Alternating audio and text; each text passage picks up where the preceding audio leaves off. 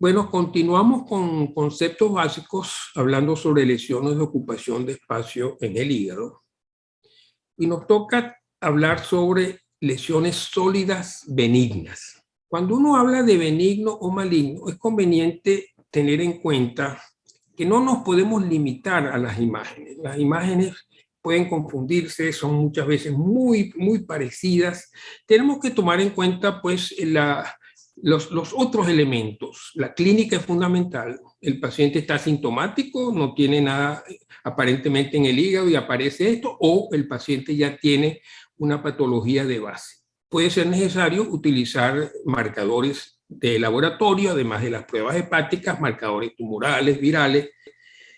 Y recordar que si bien probablemente el primer examen que va a detectar esto va a ser el ultrasonido, o sea, el eco, porque es el que más se utiliza de primera intención, tenemos que saber que existen con otros métodos, podemos en un momento dado poder precisar el diagnóstico.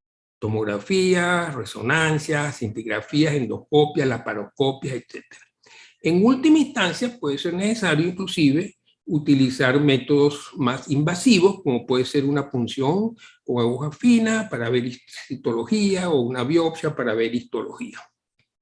Bien, entremos entonces ya en materia sobre lesiones sólidas benignas. ¿Cuál es la característica fundamental al eco o al ultrasonido? Bueno, que son imágenes que brillan mucho. ¿Por qué? Porque este tejido, ¿verdad?, sólido, rechaza, refleja la onda ultrasónica y por lo tanto se va a devolver ese eco con mayor intensidad. Cuando hablábamos de lesiones líquidas, veíamos cómo más bien cuando el eco llegaba a la parte posterior de la lesión, más bien venía con mucha fuerza porque el líquido no le ofrece mayor resistencia.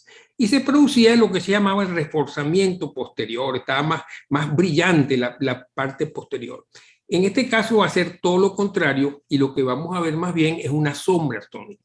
Bien, ¿cuáles son esas lesiones sólidas benignas? O mejor podemos decir alteraciones sólidas benignas. El hemangioma, la hiperplasia nodular focal y el adenoma hepatocelular. Se le ha dado un nombre de incidentalomas. ¿Por qué? Porque la mayoría de estas situaciones no son buscadas. Simplemente estábamos haciendo un ultrasonido por cualquier otro problema abdominal, inclusive que no tenga nada que ver con el hígado, pero siempre hay que ver el hígado y al ver el hígado nos encontramos, o ella más bien nos encuentra a nosotros y nos sorprende. Muy importante porque esto crea cierta angustia tanto en el médico como el paciente cuando uno dice, mira, ahí hay algo que tenemos que estudiar un poquito mejor.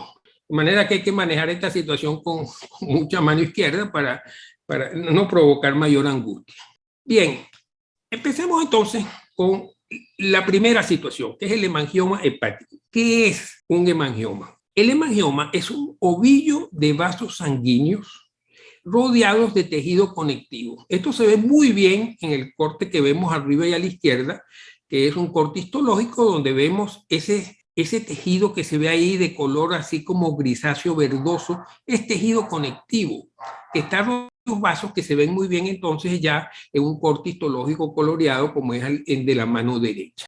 Aquí tenemos una pieza anatómica en un corte donde vemos esta lesión que está aquí. Es una lesión grande. Fíjense ustedes que de acuerdo con lo que dice, el tamaño puede variar desde muy pequeñitos, 2 milímetros, hasta grandes, 20 centímetros. Cuando tienen más de 4 centímetros, el hemangioma se llama cavernoso gigante. La gran mayoría de estas alteraciones son únicas.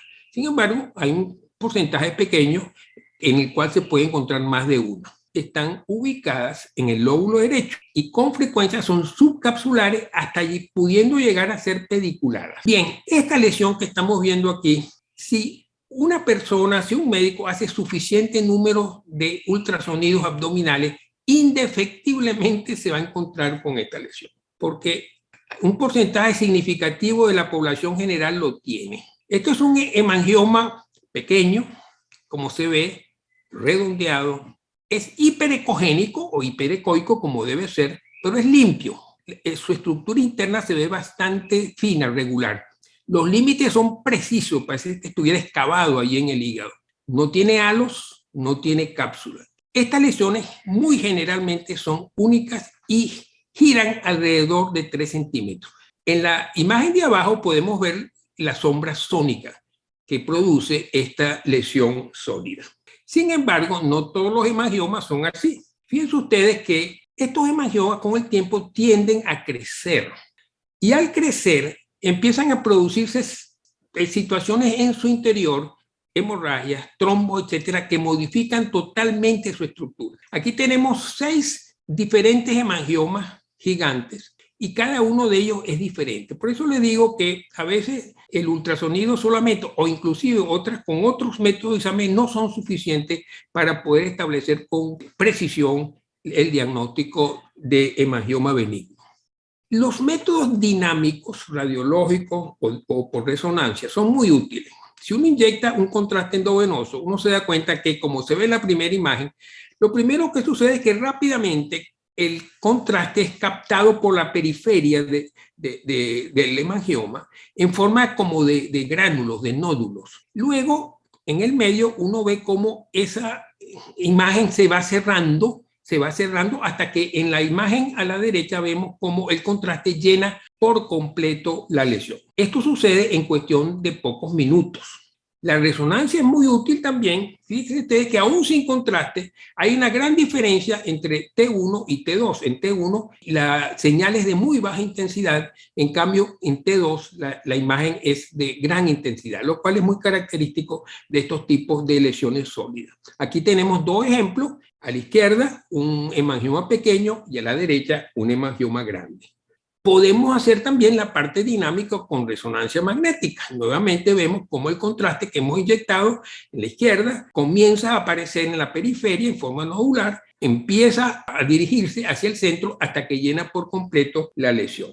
Si hacemos una arteriografía, vamos a darnos cuenta que hay una arteria nutricia importante. Es lógico para poder mantener, digamos, ese ovillo de sangre, de vasos sanguíneos, la cantidad de sangre que tiene que entrar es bastante grande. Y si tenemos un laparoscopista con experiencia, esta imagen es muy característica, no necesita hacer más nada, no necesita ponerse a tomar biopsia, etcétera, porque es peligrosísimo, sino que esto es muy característico y puede hacer prácticamente el diagnóstico. Entonces, ¿cómo hacemos el diagnóstico certero? Nosotros queremos tener seguridad para tener seguridad y poder dársela al paciente. Los hallazgos clínicos, como ya dijimos, muy importantes. Esto es un hígado sano, un hígado con toda probabilidad que no fue el motivo del estudio determinar un problema de este tipo. Las pruebas hepáticas están normales, los marcadores tumorales, virales, etcétera, están normales, pero yo necesito 2 métodos de imágenes que sean concordantes, o sea, que ambos señalen lo mismo. Y, por supuesto, por ahí viene entonces la tomografía, las resonancias, los métodos dinámicos, inyecciones endovenosas, etcétera. ¿Cómo evolucionan estas alteraciones? Bueno, generalmente estos son congénitos, uno nace con ellos, pero pueden ser muy pequeños al nacer, pero van a aumentar en tamaño con los años por ectasia y dilatación de los vasos. La gran mayoría no va a provocar ningún síntoma y no es muy importante esto último. No tienen potencial de malignidad. Es una de las cosas importantes que uno tiene que tener muy preciso y poder también explicarle también al paciente. Posibles complicaciones, sí las hay, muy raras. Como pueden ser, si crece mucho, puede comprimir estructuras vasculares o biliares adyacentes, se puede romper, puede haber una trombosis aguda, que hay prácticamente una necrosis masiva de esa lesión, y cuando son muy grandes, lo que sucede dentro produce trastornos de coagulación que llevan a este síndrome con ese nombre un poco difícil de pronunciar. ¿Cuál es la conducta ante un hemangioma hepático? En general, no requieren tratamiento. Síntomas significativos susceptibles de resección, que son muy pocos, no llegan al 2%. Y cuando son irresecables, pero es necesario hacer algo, bueno, uno puede probar con algunos pacientes con radioterapia y eso puede hacer que disminuya la lesión. Entonces, muy importante, informar bien y tranquilizar al paciente. De lo contrario, cada vez que alguien le haga un ultrasonido, le va a decir, uy, ahí tienes algo. Y a lo mejor hasta nombran la palabra tumor. Y eso va a traer bastante problemas, sobre todo al paciente. Entonces, se trata de un lunar, como el que puede estar en la piel, no tiene peligro de romperse y no tiene potencial de malignidad.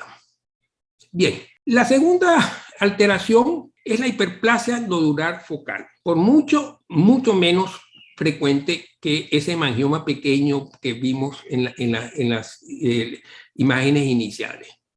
Es el segundo tumor benigno más frecuente después del hemangioma, pero mucho por detrás de él. Pero fíjense ustedes qué interesante, muy frecuente en la mujer en relación al hombre. Entre 20 y 50 años, la edad fértil, la edad de las hormonas, etcétera. ¿Por qué?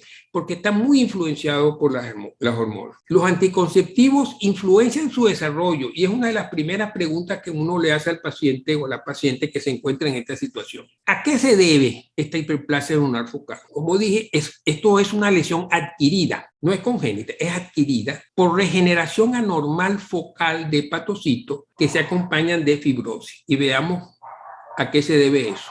La teoría más aceptada es que hay una respuesta del parénquima hepático a la hiperperfusión que produce la arteria anómala que se encuentra generalmente en su centro. Entonces hay una anomalía vascular que se encuentra con una arteria anómala que tiene mucho flujo sanguíneo y que va a irrigar a un segmento de parénquima hepático que luego, por ese mismo motivo, va a producir este fenómeno. Aquí tenemos un corte de una pieza anatómica nuevamente. Vemos que es una lesión redondeada, generalmente es única, bien delimitada. Está dentro del límite, generalmente no es muy grande, 5 centímetros. Generalmente es subcapsular y produce abombamiento de la superficie, como se ve muy bien en esta imagen. Tiene una cicatriz fibrosa en su centro y de allí parten como unos radios fibrosos que la divide en lóbulos. Y algunos nódulos son pequeños y pareciera que fuera una especie de cirrosis. ¿Qué nos dan las imágenes? Las imágenes detectan la lesión, pero con frecuencia no permiten un diagnóstico preciso. No es fácil el diagnóstico de esto. Pero hay un factor importante. Tienen células de Kupffer, que son las que captan los coloides. Por lo tanto, si yo le hago una cintigrafía y le inyecto un tenexio coloidal, por ejemplo, ella va a figurar, se va a ver la imagen resaltada. Lo que no sucede con el adenoma, y eso puede ser muy importante porque es uno de los primeros diagnósticos diferenciales que uno se va a plantear. Nuevamente, el aspecto laparoscópico tiene valor diagnóstico. ¿Qué da el ecosonograma? Bueno, hemos visto muy pocos casos de esto. Esta es una de las pacientes que vimos, una paciente femenina de 43 años, asintomática, pero cuando uno le hace un eco se encuentra con una cosa de esta y por supuesto eso crea bastante angustia. Los estudios, fíjense ustedes, una tomografía con contraste muestra muy interesantemente, si ustedes ven, hay como radios fibrosos, hay un aspecto nodular de su periferia. Si lo hacemos dinámico, vamos a ver cómo, antes de inyectar el contraste, apenas es visible la lesión. Cuando empieza a llenarse y se llena, vemos la fase arterial que tiene un centro que se corresponde con el centro fibroso, pero que rápidamente en la fase venosa se limpia, es lo que se llama washout. Esto es muy interesante porque esto también se ve mucho con tumores malignos. Entonces, fíjense ustedes cómo la cosa no es tan sencilla en estas situaciones.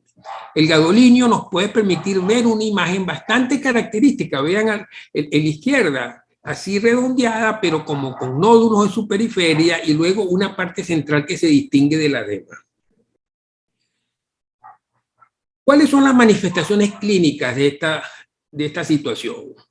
La gran mayoría asintomático. Es un incidentaloma realmente.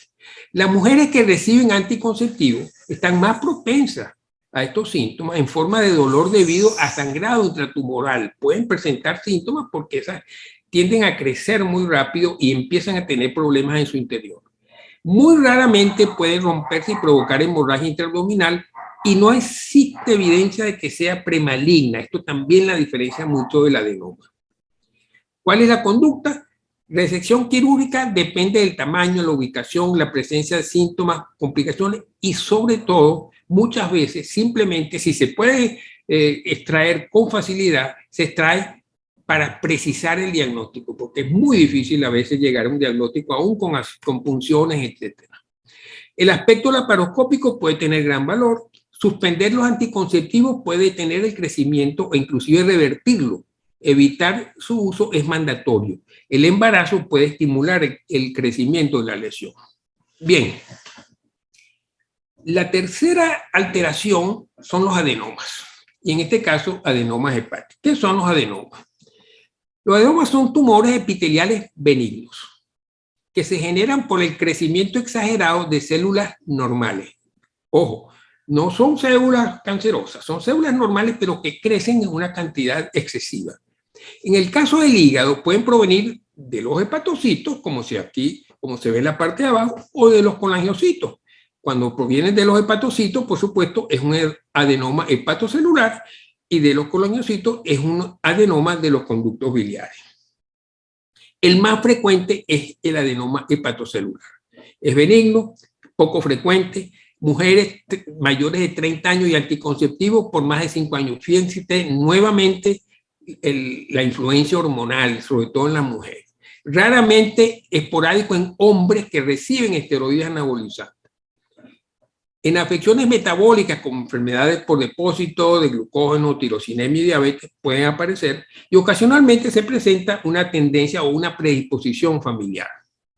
Las imágenes, aquí tenemos cortes de piezas anatómicas y vemos cómo es una lesión relativamente grande, alrededor de 10 centímetros, puede llegar hasta 30 centímetros, la mayoría solitario, y nuevamente vemos que no tiene una cápsula, está labrado prácticamente en el parénquima. Manifestaciones clínicas, hallazgo casual en personas sintomáticas, masa palpable o dolor por sangrado intratumoral, hemorragia intraabdominal por ruptura, el laboratorio y las alfa-fetoproteínas normales, y puede evolucionar a hepatocarcinoma. Ese es el problema. El eco nos va a dar, como ustedes ven, 3 alteraciones distintas desde el punto de vista ecosonográfico, y los 3 son adenomas hepatocelulares. El último se ha modificado mucho porque ha habido un sangrado intratumoral. Vean ustedes cómo puede variar de acuerdo con el tamaño, las características, y eso hace que no sea fácil el diagnóstico preciso de estas lesiones. Si usamos en la tomografía con contraste, vemos nuevamente que se llena cuando hay, porque está muy vascularizado también, se llena cuando hay una inyección endovenosa de un contraste. Aquí tenemos unos adenomas gigantes a la izquierda y a la derecha un adenoma que ha sangrado.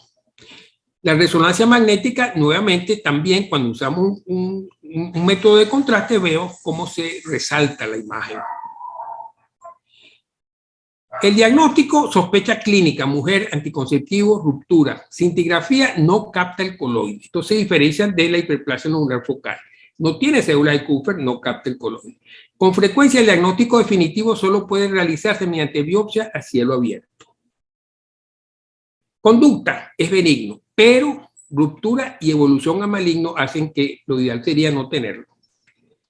Grande y resecable, tratamiento quirúrgico. Pequeño e irresecable, evitar anticonceptivos, estrógenos, embarazo, etc. No resecable, mantener vigilancia periódica, puede disminuir de tamaño al suspender los anticonceptivos. Los adenomas de conductos biliares son muy raros, vean ustedes. Son pequeños, hasta 2 centímetros, usualmente subcapsulares. La histología, por supuesto, lo que da son conductos biliares pequeños bien conformados, tienen poca relevancia clínica y pueden confundirse con metástasis.